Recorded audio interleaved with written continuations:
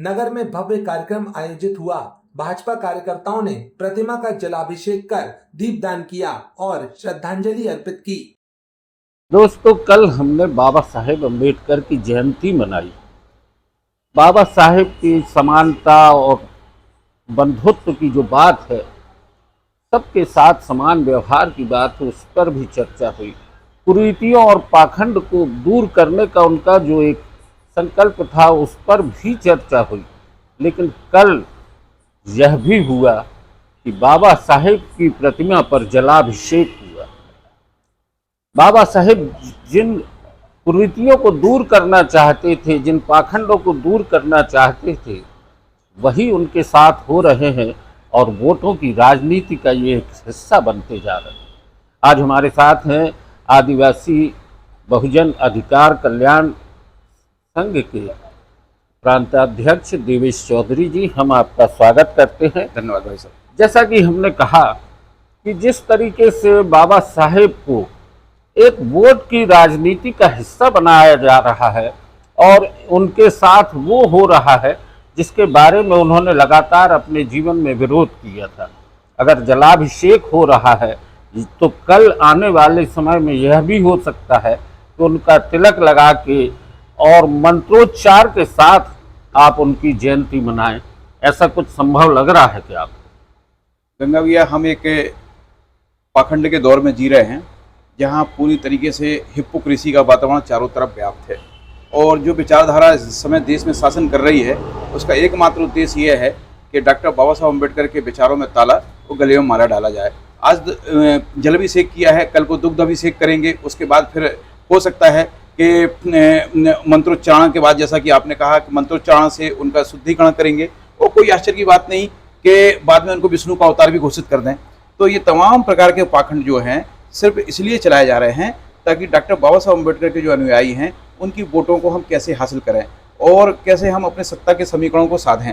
इनका उद्देश्य कहीं भी डॉक्टर बाबा साहब अम्बेडकर की विचारधारा को आगे बढ़ाने का नहीं है। अगर डॉक्टर बाबा साहब अम्बेडकर की विचारधारा के प्रति यदि ईमानदार होते ही है तो फिर तो उनको सत्ता में होना नहीं चाहिए था। डॉक्टर बाबा साहब अम्बेडकर ने पाकिस्तान और पार्टीशन ऑफ इंडिया में अपनी लिखी हुई किताब में कहा है कि किसी भी हाल में इस देश को हिंदू राष्ट्र बनने से रोकना होगा। अगर यह देश हिंदू राष्ट्र बनता है तो यह किसी हादसे से कम नहीं होगा। हिंदू धर्म स्वतंत्रता, समता, बंधुत्व की भावना के खिलाफ है, इसलिए हर हालत में इसको रोका जाए। तो ये तो एक किस्म से पूरी इनकी आइडियोलॉजी पे एटम बम लगा दिया उन्होंने, डायनामाइट लगा दिया। लेकिन नहीं, ये बाबा साहब अम्बेडकर को जगह पे कोट करते हैं जहां इनको लगता है कि अल्पसंख्यकों के खिलाफ हमें कैसे नफरत फैलाना है। उन्होंने कहा कि बाबा साहब अम्बेडकर ने कहा था कि मुसलमान यदि यहाँ पे रहेंगे तो इस देश के लिए सरदर्द बने रहेंगे, इसलिए ट्रांसफर ऑफ पॉपुलेशन के भावना के तहत उन्होंने कहा कि जितने मुस्लिम हैं वो पाकिस्तान चले जाएं, जो हिंदू वो यहाँ जाएं, जबकि ऐसी कहीं कोई बात नहीं थी।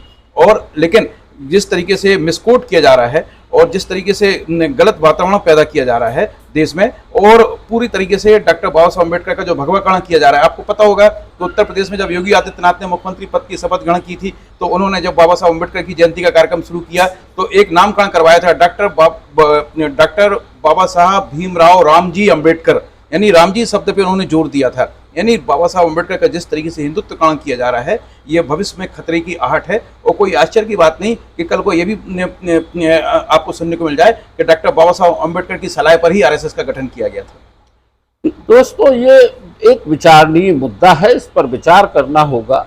हम अपने देश में अपने नायकों को किस तरह से प्रेजेंट कर रहे हैं, किस तरह से नई पीढ़ी के सामने उनको रखने का प्रयास कर रहे हैं, इस पर विचार करें ताकि आने वाली पीढ़ी समझ सके कि देश का जो युवा है वो किन लोगों को अपना आदर्श बनाने जा रहा है।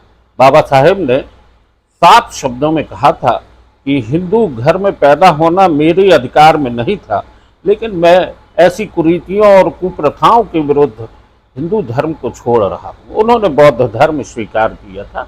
और आज के युवा को अगर इसी तरीके की स्थितियों का सामना करना पड़ेगा तो उसके सामने क्या उद्देश्य जाएगा, क्या लक्ष्य होगा, इस पर भी जरूरी है। जिस तरीके से भीड़ में, महा आरतियों में, ध्वजों में की यात्राओं में उनको शामिल कर दिया जाता है आदिवासी बहुजन समाज के युवाओं को, तो क्या लग रहा है कि आने वाले समय में आप इन बच्चों को किस तरीके से मुख्य धारा से जोड़ पाओगे जो बाबा साहेब की थी? डॉक्टर बाबा साहब भीमराव अंबेडकर में जितना भी लिख के गए हैं, जितना भी बोल के गए हैं, वह निश्चित रूप से इस बात का द्योतक है कि डॉक्टर बाबा साहब अंबेडकर युवाओं को जो है तमाम प्रकार के पाखंड और कुरीतियों से दूर करना चाहते थे। यवला में 1935 में उन्होंने कहा कि मैं हिंदू पैदा हुआ था, ये मेरे बस में नहीं था, लेकिन मैं हिंदू होकर नहीं मरूंगा, ये मेरे बस में है। और उसके बाद 1956 में उन्होंने बौद्ध धर्म ग्रहण किया। बाबा साहब अंबेडकर हमको बौद्ध धर्म देके गए हैं। बाबा साहब अंबेडकर ने हमसे ये नहीं कहा कि आप खंड खंड पाखंड में बटे रहिए, उन्होंने कहा कि आप धर्म की शरण में आइए। बाबा साहब अंबेडकर ने सबको अनुसूचित जाति बना के गए हैं। हम हैं जो 6743 जातियों में बटे हुए हैं। बाबा साहब अंबेडकर ने मनुस्मृति का निषेध किया। हम हैं मनुस्मृति और बाबा साहब अंबेडकर को साथ में रख के चल रहे हैं। ये केर बेर का संघ कैसे संभव हो पाएगा, ये युवा आज का समझ रहा है और हम लोग समझाने का काम कर रहे हैं। कल आपने देखा कि जलपुर में अंबेडकर चौक पर लाखों की संख्या में बाबा साहब अंबेडकर के अनुयायी एकत्रित हुए। दुनिया में किसी महामानव की जयंती पर इतने लोग एकत्रित नहीं होते हैं। अमेरिका की संस्था साफ है जिसको कहते हैं कि society of American empowerment of American philosophy, उसने जो है दुनिया का सबसे बड़ा पुरस्कार घोषित किया डॉक्टर बाबा साहब अम्बेडकर के नाम पे, जो नोबेल पुरस्कार के समकक्ष है। तो कहने का तात्पर्य यह है कि बाबा साहब अम्बेडकर की मान्यता जो है यूएसए में है, वहां पे उनके नाम पे पुरस्कार दिए जा रहे हैं। बाबा साहब अम्बेडकर को दुनिया के 43 देशों में उनकी जयंतियां मनाई जा रही हैं, लेकिन उसके बाद उनका कारोबार रुकने का नाम नहीं ले रहा है। और हम भारत में जो है उनको एक लघुकृत रूप देने का काम कर रहे हैं। हम उनको जो एक छोटे सीमित दायरे में बांधने का काम कर रहे हैं। एक नए किस्म के संविधान निर्माता तैयार कर रहे हैं। कोई एक जो है BN राव तैयार कर दिया है, जिसको कुछ लोग संविधान निर्माता बताने का काम कर रहे हैं। ये विचारधारा जो है, जो देश पर शासन कर रही है इस समय, ये बाबा साहब अम्बेडकर के गले में माला डाल रही है और उनको संविधान निर्माता होने का नकार रही है। अपने फ्रिंज एलिमेंट के माध्यम से, अपने फुट सोल्जर के माध्यम से ये लोग बाबा साहब अम्बेडकर का चरित्रहनन करने का भी काम कर रहे हैं। चाहे वो ग्वालियर के एडवोकेट अनिल मिश्रा हो, चाहे वो स्वामी आनंद स्वरूप हो, या तमाम प्रकार के लोग हों। तो हमें इस तरीके की ताकतों से भी सावधान रहना है और युवाओं को हम लोग समझाने का काम कर रहे हैं। युवा भी इस तरीके के इनके पाखंड को समझ रहे हैं। मुझे उम्मीद है कि ये जो बांटने वाली विचारधारा है, ये जो डिवाइड एंड रूल की जो पॉलिसी है, ये जो सावरकर की विचारधारा पर चलने वाले लोग हैं, ये अपने मंसूबों में कभी कामयाब नहीं हो पाएंगे। ये हमारा अखंड विश्वास है। दोस्तों, ये विश्वास और ये संकल्प अगर हर युवा तक पहुंचता है, उस तक जो कि इन कुप्रथाओं और पाखंडों के साथ खड़ा है, उसको जागना होगा। मूलभूत बात आती है कि शिक्षा का प्रसार।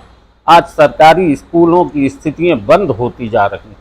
आदिवासी बहुजन समाज का युवा महंगे स्कूलों में पढ़ने के लिए मजबूर है और स्थितियां ये हैं कि जब शिक्षा नहीं होगी तो इसी तरीके के पाखंडों के बीच में वो एक पीढ़ी हाथों में ध्वजा लेके या महाआरतियों की आरती में शामिल होके और पाखंड का एक हिस्सा बन जाएगी।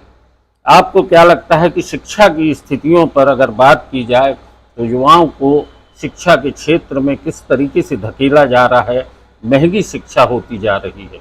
बाबा साहेब ने सबको शिक्षा, सबको स्वास्थ्य, सबके लिए विकास, ये बात कही थी, लेकिन आज देश में जो स्थितियां हैं सरकारी स्कूलों की, वो क्या है? गंगा भी आपने बहुत महत्वपूर्ण बात कही है। डॉक्टर बाबा साहब अम्बेडकर न केवल जमीन का राष्ट्रीयकरण करने के पक्ष में थे, उन्होंने सबको निःशुल्क अनिवार्य शिक्षा 9वीं तक कर दी थी। प्रावधान कर दिया था कि 8वीं तक सब बच्चों को जो है शिक्षा अनिवार्य की जाए। राज्य के नीति निर्देशक तत्वों में इस बात का प्रावधान है। संविधान में हमारे मौलिक अधिकारों में इस बात की उन्होंने व्याख्या कर दी है।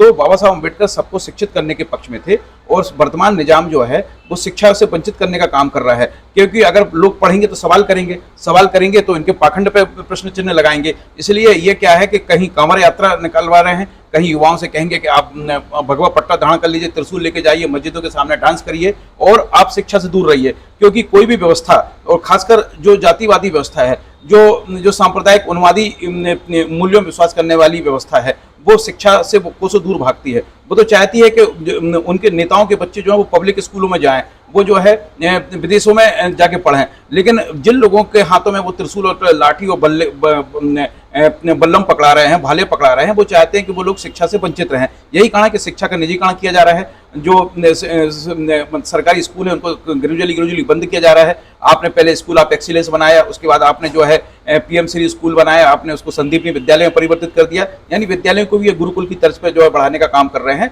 और ताकि कल को जो है सवर्ण वर्ग के बच्चे ही उन स्कूलों में पढ़ पाएं और जो हमारे बहुजन समाज के बच्चे हैं वो शिक्षा से पूरी तरीके से वंचित हो जाए। ये षड्यंत्र, इस षड्यंत्र को समझना होगा। और शिक्षा, वो बाबा साहब अम्बेडकर ने कहा था कि शिक्षा शेरनी का वो दूध है, जो पिएगा वो दहाड़ेगा। इसलिए शिक्षा हमारे युवाओं को हासिल करना बहुत जरूरी है।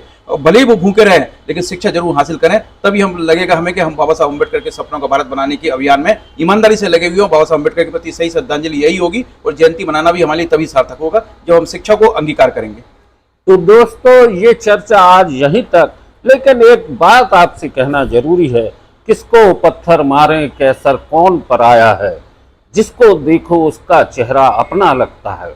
ये चेहरे जो हैं अपने, जो इन पाखंडों में शामिल हो रहे हैं, आपको समझना होगा, क्योंकि आपके ही हाथ में पत्थर है और आपको ही पत्थर फेंकना है उस आसमान में सुराग करने के लिए।